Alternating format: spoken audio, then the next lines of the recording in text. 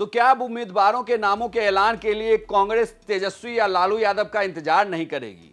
कांग्रेस अब ये नहीं देखेगी कि भाई सीट शेयरिंग पर बात बन रही है, कब तक बात बनेगी? क्योंकि आप इसे ऐसे भी देख लीजिए कि सोमवार से सभी दलों के प्रत्याशी नॉमिनेशन भरने लगेंगे। जब प्रत्याशी नॉमिनेशन भरने के लिए उतरेंगे, अगर उनके सीटों को लेकर ऐलान ही ना हो तो फिर बात बनेगी कैसे? ये कहा जा रहा है कि कांग्रेस ने अपनी सूची तैयार कर ली है और अपनी सूची पर आखिरी मुहर भी वो लगा रहे हैं और जल्द ही उस पर आखिरी मुहर भी लग जाएगी। लेकिन जब सीट शेयरिंग को लेकर कोई पार्टी की प्रेस कॉन्फ्रेंस नहीं होगी इंडिया ब्लॉक की, तो फिर क्या वो अपने सीटों पर प्रत्याशी उतार देंगे? अब आप इसे ऐसे समझिए कि कांग्रेस के 3 पूर्व मुख्यमंत्री पहुंचे थे पटना। ये भी कहा जा रहा था कि ये क्राइसिस मैनेजमेंट करने के लिए उतरे थे कि आरजेडी के साथ बातचीत की जाएगी, उन्हें मनाया जाएगा और कहा जाएगा कि आप जल्द से जल्द सीटों का ऐलान कर लीजिए। लेकिन सीटें शेयरिंग को लेकर जो बात फंसी है वो सुलझ नहीं रही है और अब ये कहा जा रहा है कि कांग्रेस अब इंतजार नहीं करेगी।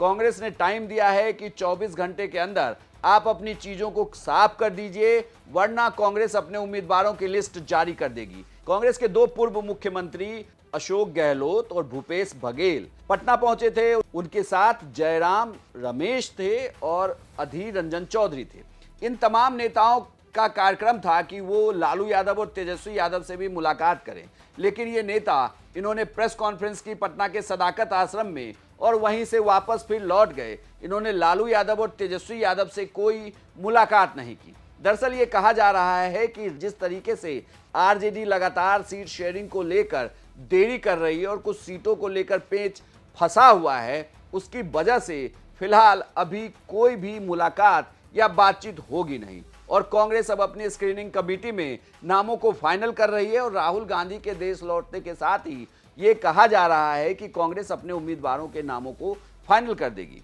महागठबंधन में सिर्फ दबाव इतना नहीं है कि सीट शेयरिंग होगी कैसे या पार्टियां किस किस सीट पर चुनाव लड़ेगी, मुश्किल ये भी है कि कई सीटों को फेरबदल करना चाहती है, चाहे वो कांग्रेस हो, आरजेडी हो, माले हो या फिर नई एंट्री वीआईपी हो। वीआईपी की बात अभी तक बनी नहीं है। माले को लेकर लेफ्ट के जो तीनों दल हैं उनको लेकर ये कहा जा रहा है कि उनकी कई सीटों की मांग आरजेडी ने कर दी है, कुछ सीटों की मांग कांग्रेस ने कर दी है। माले ने भी कई सीटों की मांग कर दी है जो सीटें आरजेडी के पाले में है कि वो सीटें उन्हें दे दी जाए और ये सामंजस्य अभी तक बना नहीं है और बातचीत का दौर जारी ही है। बल्कि सीपीआई और सीपीएम के नाराज होने की भी बात कही जा रही है कि ये 2 घटक दल नाराज भी हैं कि उनकी सीटों को लेकर आरजेडी ने दावा ठोक दिया है और अपने कैंडिडेट को कह भी दिया है वहां कि आप नॉमिनेशन की तैयारी करिए। ऐसे में कांग्रेस लगभग अब तैयार है कि वो उम्मीदवारों के नामों की घोषणा कर देगी, चाहे सीट शेयरिंग पर बात बने या नहीं। पहले चरण के उम्मीदवारों के नाम की घोषणा कांग्रेस 12 तारीख को कर सकती है, ये कहा जा रहा है, या 11 की देर रात भी कांग्रेस की पहली सूची सामने आ सकती है।